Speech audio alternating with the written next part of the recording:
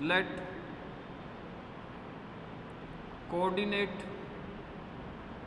of point ए क्या हो जाएंगे बेटा, अल्फा बीटा गामा मान लेते हैं।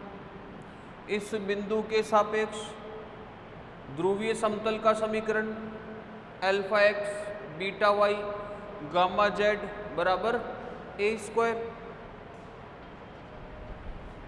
अब बिंदु ए का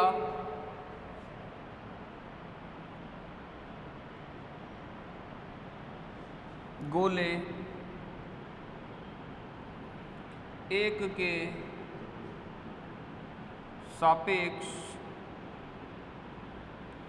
ध्रुवीय समतल का समीकरण। Now equation of polar plane of point A for sphere 1।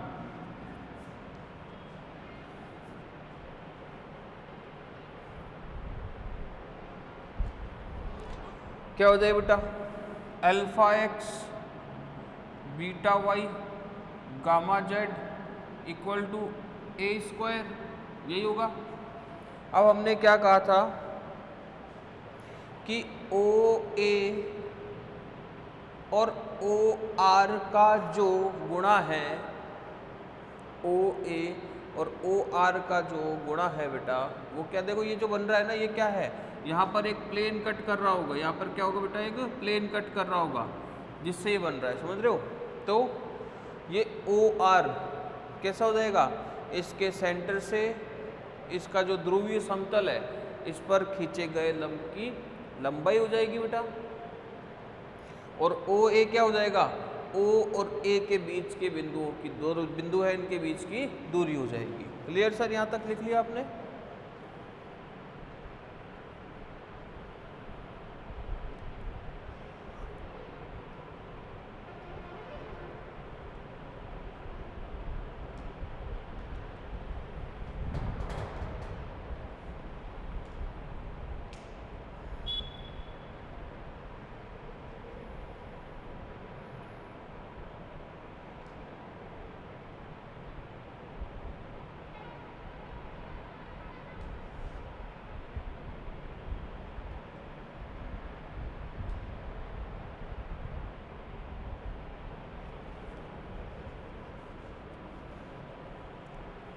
लिख लिया बेटा यहाँ तक का,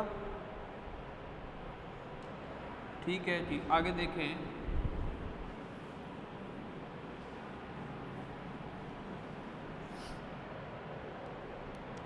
अब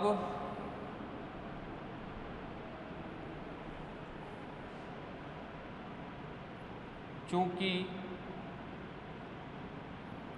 ए के जो निर्देशांक है वो अल्फा बीटा गामा है, तब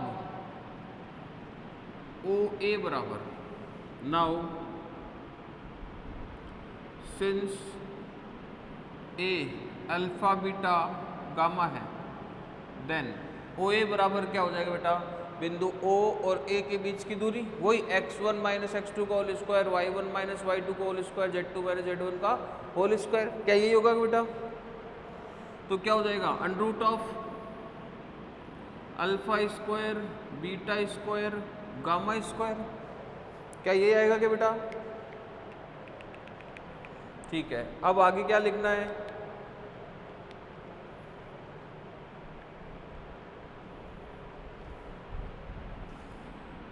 तथा हम जानते हैं कि, ऐसे जानने वाली कोई बात नहीं बेटा, अपन ने पिछली वाली जो इसकी प्रॉपर्टी लिखी थी उसमें ये पढ़ा था कि ए से गुजरने वाली जो ओ को मिला रही है ऐसी कोई लाइन है, वो क्या होगी, हमारे जो ध्रुवीय समतल है ए के सापेक्ष उसके लंबवत होगी।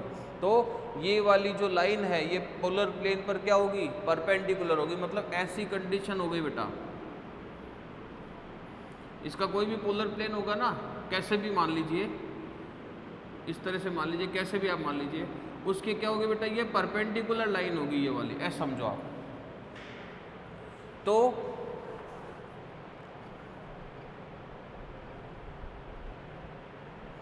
हम जानते हैं कि रेखा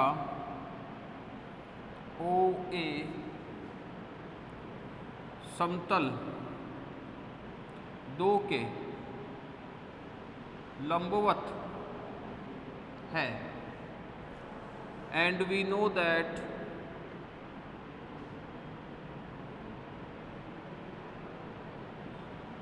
line OA is perpendicular to the plane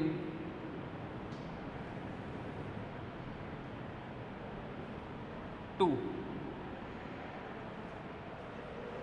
ठीक है, तो परपेंडिकुलर है तो बेटा वही लंबवत, लंबाई का सूत्र लगा देंगे, केंद्र से लंबाई का सूत्र लगा देंगे बेटा।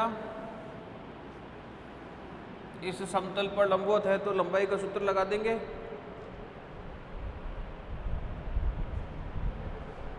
ओ आर किसके बराबर हो जाएगा, ओ आर बराबर हो जाएगा गोले के केंद्र से समतल दो पर लंब की लंबाई के बराबर हो जाएगा बेटा।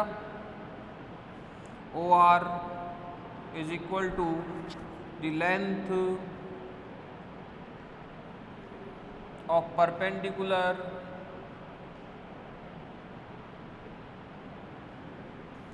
Drawn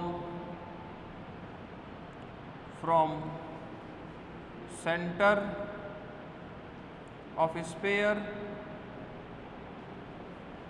to the plane 2, plane 2 पर परपेंडिकुलर लेंथ के बराबर हो जाएगा बेटा। ये रहा alpha x beta y gamma z बराबर ए स्क्वायर, ये है प्लेन। ठीक है, तो ओ आर किसके बराबर हो जाएगा, सेंटर क्या है बेटा 0 0 0 है ना, तो 0 into alpha, 0 into beta, 0 into gamma, 0 minus का ए स्क्वायर अपॉन में under root of alpha square beta square gamma square. क्योंकि ये परपेंडिकुलर लेंथ है तो ये हो जाएगा a square upon under root of alpha square beta square gamma square, ये 3 हो गए बेटा। अब ओ ए और ओ आर को क्या कर लेंगे, मल्टीप्लाई। लिखो देखें यहाँ तक बेटा,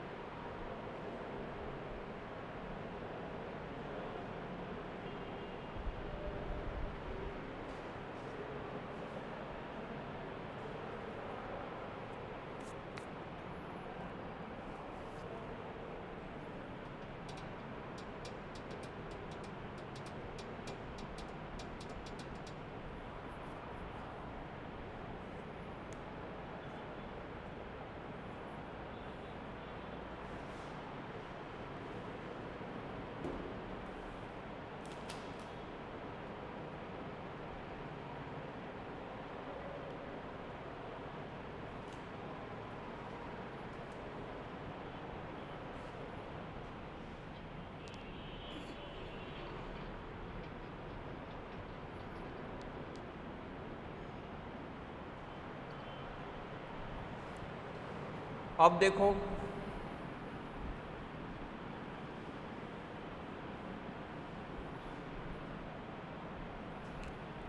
अतः ओ ए ओ आर बराबर, ओ ए है बेटा under root of alpha square beta square gamma square O आ रहे इंटू में a square upon under root of alpha square beta square gamma square. ये कैंसिल आउट हो गया तो क्या आ गया a square which implies O A into O R बराबर a square where a is radius of sphere.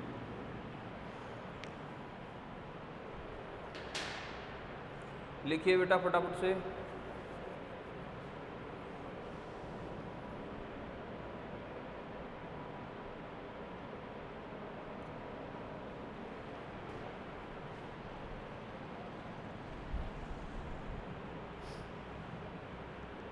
लिख लिया बेटा?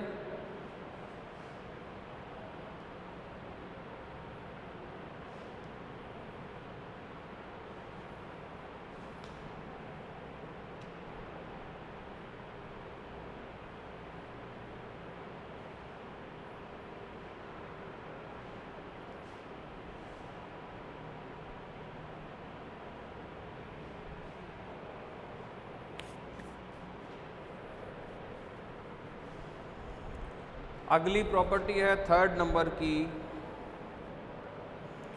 यदि ए का ध्रुवीय समतल किसी दूसरे बिंदु बी से, तीसरे नंबर की प्रॉपर्टी है, यदि ए का ध्रुवीय समतल, यदि बिंदु ए का ध्रुवीय समतल किसी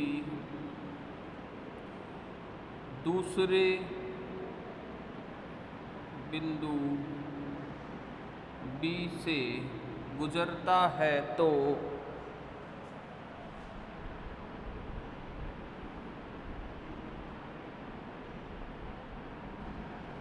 बी का ध्रुवीय समतल ए से गुजरेगा।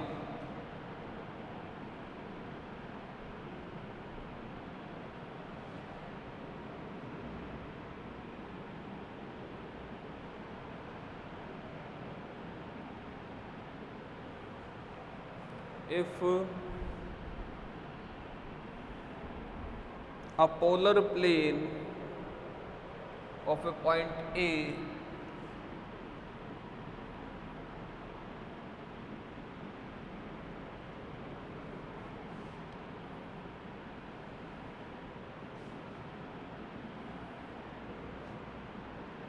passes through other point B,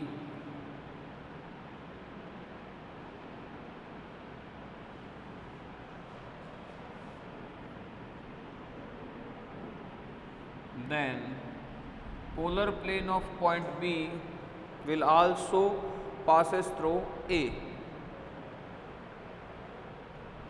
Then polar plane of point B will also passes through point A। लिखिए बेटा थर्ड इसकी प्रॉपर्टी लिखिए, थर्ड प्रॉपर्टी लिखिए बेटा प्यारे बच्चों, जल्दी लिखो।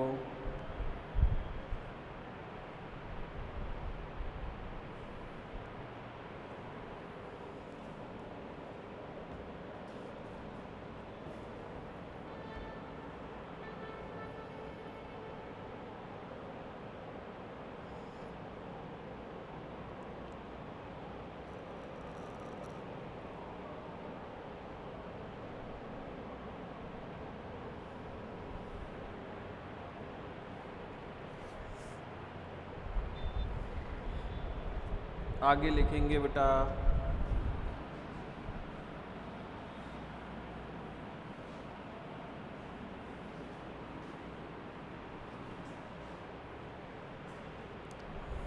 यदि तीसरी फोर्थ प्रॉपर्टी है ना, यदि किसी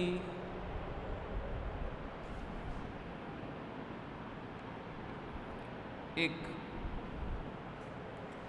समतल पाई1 का ध्रुव, यदि एक समतल पाई1 का ध्रुव किसी दूसरे समतल पाई2 पर स्थित हो,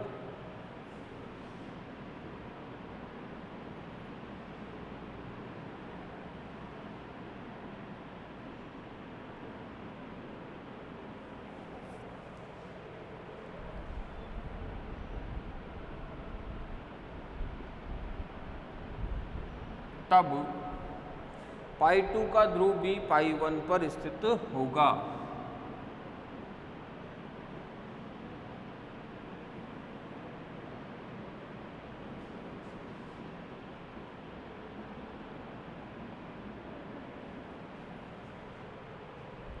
If the pole of a plane pi1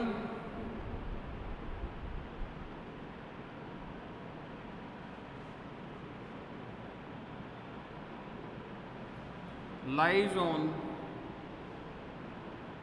another plane pi2, then pole of pi2